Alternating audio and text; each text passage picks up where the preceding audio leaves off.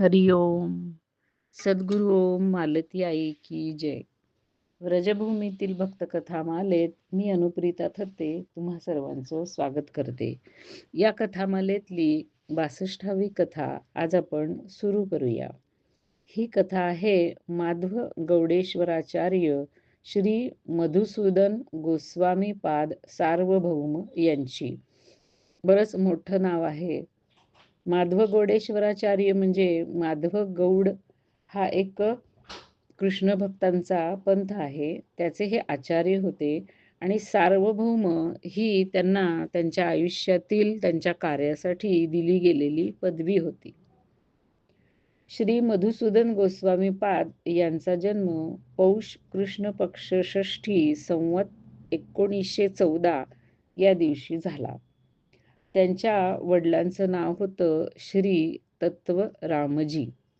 हे माधव गौडेश्वर संप्रदायाचे आचार्य आणि गोस्वामी तर होतेच, शिवाय श्री राधारमण देव या कृष्णाच्या मंदिराचे सेवाधिकारी पण होते. त्यांच्या म्हणजे मधुसूदन गोस्वामी पाद यांच्या आईचं नाव होतं श्री मुक्तादेवी.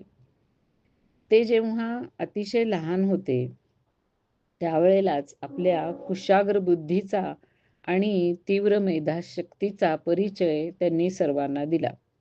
काव्य, कोश, व्याकरण इत्यादींचं त्यांनी इतकं सुंदर आणि शीघ्र असं अध्ययन केलं की 10 वर्षाचे ते जेव्हा झाले तेव्हा त्यांचं संपूर्ण शिक्षण झालेलं होतं त्याबद्दलचं.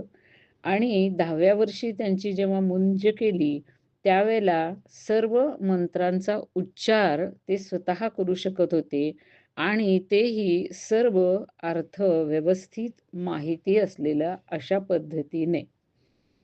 इतकी त्यांची मेधाशक्ती विलक्षण आणि तीव्र होती, मोठी होती की एका दिवसामध्ये 300 श्लोक ते कंठस्थ करू शकत असत. त्यांचं विद्याध्ययन अशा प्रकारे सुचारू रूपाने छान चाललेलं होतं. पण एका दुर्घटनेने त्याच्यामध्ये अडथळा आला. त्यांचे मोठे भाऊ त्यांच्यासारखेच हुशार आणि अतिशय मनपूर्वक विद्याध्ययन करणारे होते. त्यांचं नाव होतं श्री सुंदरलाल. त्यांचं असमय देहांत झाला. त्यामुळे त्यांची जी भोळीभाळी भावडी अशी आई होती, अत्यंत प्रेमळ असलेली, तिच्या मनावरती वज्राघात झाला आणि त्या आईच्या मनामध्ये अशी एक धारणा निर्माण झाली की माझ्या या मुलाने म्हणजे ह्या सुंदरलाल यांनी विद्याध्ययनासाठी इतके अतोनात कष्ट घेतले की त्या परिश्रमांमुळेच त्याचा मृत्यू झालेला आहे. त्यामुळं त्यांना विद्याध्ययनाबद्दल अत्यंत भय आणि अढी मनामध्ये बसली. त्यांनी एक दिवस ह्या मधुसूदन गोस्वामींना आपल्याजवळ बसवून घेतलं आणि त्याला सांगितलं की बेटा आता तू शिकायचं बंद कर आणि तुला माझी शपथ आहे.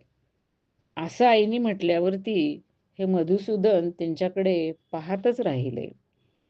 त्यांना असं वाटलं की आपल्या ह्या भोळ्या आईने आपल्या ह्या मोहाने असं म्हणून जणू आपल्यावरती वज्राघातच केलेला आहे. बिचाऱ्या ह्या भोळ्या भाबड्या बाईला पुढे माहित होतं की ह्या गोस्वामीजींचा जन्म हा संसारामध्ये आपल्या ज्ञानाचा प्रकाश पसरवून या संपूर्ण संसाराला अलौकिक करण्यासाठी झालेला आहे. स्वतः अज्ञानाच्या अडाणीपणाच्या अंधकारामध्ये पडून राहण्यासाठी झालेला नाही. गोस्वामी पाद यांच्यासाठी तर विद्या हेच जीवन होतं आणि अविद्या किंवा अशिक्षण किंवा शिक्षण न घेता राहणं हे मृत्यू होता. ते तोंडाने आईला काहीच बोलले नाहीत. तिथून आईच्या जवळ उठून ते बाहेर आले आणि बाहेर येऊन ते विचार करू लागले की आता मी काय करू? आईच्या आज्ञेचं पालन करू का विद्यादेवी जो मला मार्ग दाखवते आहे त्याचं अनुसरण करू? पण आईच्या प्रेमाचा विजय झाला. आणि तिच्या आज्ञेचं पालन करून त्यांनी खरोखरीच शिक्षण घेणं बंद केलं. पण परमेश्वराला मनातल्या मनात ते अत्यंत कळवळून आणि निरंतर प्रार्थना करत राहिले, की माझ्या आईचा हा मोहांधकार तुम्ही दूर करा आणि माझ्या विद्याध्ययनासाठी ती स्वतःहून मला परवानगी देईल, असं काहीतरी तुम्ही करा. प्रभूनेही ह्या गोस्वामीजींची प्रार्थना ऐकली आणि ऐकणार कसे नाहीत? कारण मधुसूदन गोस्वामी यांची प्रार्थना प्रभूच्या स्वतःच्या योजनेला अगदी अनुकूल अशीच होती. मधुसूदन गोस्वामी यांच्या विद्वान आणि प्रभावशाली व्यक्तिमत्वामध्ये पुढे चार्य म्हणून एक मोठा वैष्णव निर्माण होणार होता, जो समाजाचं खूप मोठं काम करणार होता. यांनी शिक्षण बंद केलंय हे विश्वविख्यात विद्वान गोस्वामी सखालालाजी यांच्या कानावर गेलं. या सखालालाजी यांची या मधुसूदन गोस्वामी यांच्यावरती अगदी पूर्ण नजर होती, कारण ते त्यांच्यामध्ये भावी वैष्णव समाजाचा उद्धार करता पाहत होते. त्यांना हे कळल्यावरती त्यांनी एक लिखित स्वरूपामध्ये या मधुसूदन गोस्वामींच्या आईंना चिठ्ठी पाठवली. कारण या आईच्या मोहामुळेच हा एक हुशार होतकरू तरुण शिक्षण सोडून बसलाय, हे त्यांना कळालेलं होतं. त्यांनी चिठ्ठीमध्ये लिहिलं, की तुमचा जो मोठा मुलगा होता, तो सगळं काही व्यवस्थित करत होता, खात-पीत होता, झोपत होता व्यवस्थित आणि तुम्ही त्याचा विवाहसुद्धा केलेला होता. तरीसुद्धा सगळं करत असताना तो अभ्यासही उत्तम करत होता. आता आजारपणाने तो मृत्यू पावला. याच्यासाठी तुम्ही तुमच्या छोट्या मुलाच्या जीवनातील शिक्षण बंद करून त्याला काहीही न करू देता तुम्ही त्याच्या आयुष्याचं नुकसान करता आहात. तुम्हाला मतिभ्रम झालेला आहे. इतके विद्यार्थी शिकत असतात, मग ते काय विद्याध्ययनाने मृत्यू पावतात का?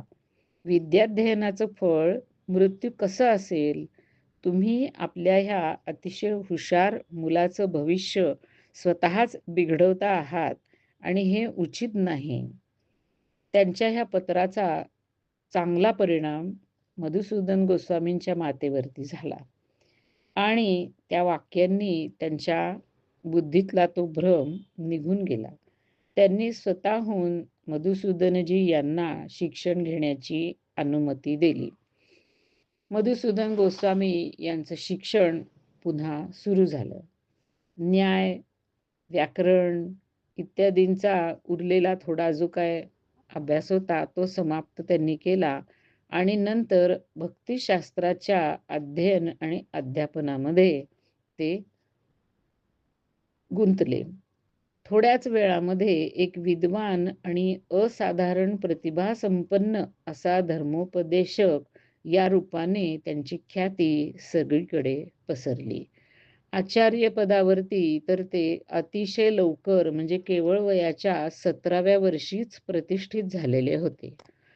त्यामुळे त्यांचा जेव्हा विवाह केला गेला 17व्या वर्षी, त्यावेळेला त्यांच्या वरातीमध्ये त्यांचे स्वतःचेच 15-20 विद्यार्थी सामील झालेले होते. असं जरी असलं तरी मातापित्यांची जी चिंता होती, ती अगदीच काही विनाकारण नव्हती.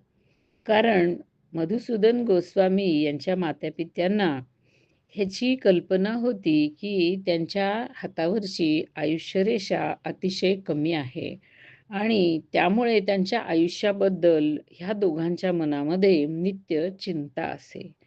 पण एक सिद्ध महापुरुष श्री दयालदास बाबाजी यांची मधुसूदन गोस्वामी यांच्यावरती विशेष कृपा होती.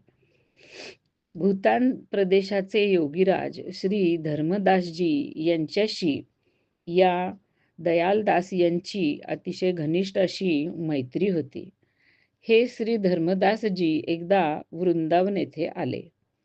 त्यावेळेला ह्या आपल्या मित्राला भेटायला जाताना दयालदासजी मुद्दाम मधुसूदन गोस्वामीजी यांना घेऊन गेले. थोडीशी बातचीत झाल्यावर त्यांनी मधुसूदन गोस्वामीजींचा उजवा हात त्यांच्या समोर धरला आणि ते म्हणाले, की "हे पहा आणि ह्याच्यासाठी काहीतरी करा." हात पाहताच दयालदासजी गंभीर झाले. धर्मदासजी गंभीर झाले. थोडा वेळ 1-2 क्षण थांबून ते म्हणाले, की "गोष्ट खरोखरीच चिंताजनक आहे. पण मी ह्याच्यामध्ये काय करू शकणार? तुम्हीच तर सामर्थ्यवान आहात आणि तुम्हाला जे हवं ते तुम्ही करू शकता." त्यावेळेला दयालदासजी म्हणाले, "छे छे, अशा प्रकारे दैन्यभाव दाखवून इथं काही चालणार नाही बरं का तुमचं. तुम्हाला काहीतरी ह्या मुलासाठी करावंच लागेल. आपण पाहू शकता की ह्या मुलाची सगळी लक्षणं ही एका थोर महापुरुषाची आहेत. याच्याद्वारे जगताचं कितीतरी मोठं कार्य होणार आहे, होऊ शकतं. तुम्ही जर ह्याच्यासाठी काही कराल, तर ते फक्त ह्याच्यासाठी नाही, तर जगतासाठीही असेल आणि जगाचं त्याच्यामध्ये कल्याण होईल." तेव्हा योगीराज यांनी आपल्या उजव्या हाताच्या अंगठ्याच्या नखाने मधुसूदन गोस्वामीदास यांच्या उजव्या हातावरची ती तोकडी असलेली आयुष्य रेषा अशी खूप लांबपर्यंत खेचली आणि ती अशी काढली तिथे. आणि मग दयालदासजींना ते म्हणाले, "हे घ्या, मी तुमच्या आज्ञेचं पालन केलेलं आहे. कार्य तर तुमच्या शुभ संकल्पाच्या फलस्वरूपच आपल्या आपणच होणार आहे. पण तुम्हाला दैन्यवशात मला निमित्त बनवून मला मोठेपणा द्यायचा होता, तर ठीक आहे. मी जशी तुमची इच्छा केली होती, तसं मी तुमच्या इच्छेने केलेलं आहे." पुढे यांचं शिक्षण चालू राहिलं आणि खरोखरीच संवत 1937 मध्ये मधुसूदन गोस्वामी जेव्हा 23 वर्षाचे होते, तेव्हा त्यांना सन्निपात नावाचा खूप एक मोठा आजार, ज्याच्यामध्ये खूप ताप येतो, तो झाला. स्त्रीदोष पूर्णपणे बिघडलेले होते. ती लक्षणं सगळी दिसू लागली आणि आता हळूहळू त्यांची नाडीही लागेनाशी झाली. सर्व वैद्य येऊन त्यांनी आपले हात टेकले होते आणि घरच्या लोकांनी आता हा आपला मुलगा वाचेल याची आशाही सोडून दिलेली होती. हे मधुसूदन गोस्वामी मूर्छित अवस्थेमध्ये होते, बेशुद्ध अवस्थेत होते. पण त्या बेशुद्ध अवस्थेतल्या गुंगीमध्येच त्यांना असं दिसलं, की 2 महापुरुष त्यांच्या जवळ येऊन उभे राहिलेले आहेत. एक जण त्यांच्या उशाशी उभा राहिला आणि एक जण पायापाशी उभा राहिला. त्यातला एक जण म्हणाला, "काय पाहतोयस तू?" तेव्हा दुसरा म्हणाला, की "समय जवळ येत चाललेला आहे."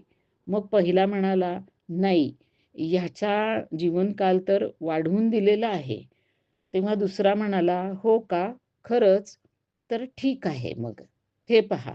असं म्हणत त्याने या मधुसूदन गोस्वामी यांचे हात पकडले.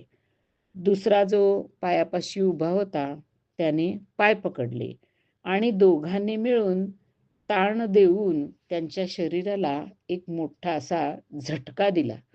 त्यावेळेला यांचा देह आता अंतिम समय आलाय असं जाणून चारपाईवरती एका ह्याच्यावरती ठेवलेला होता.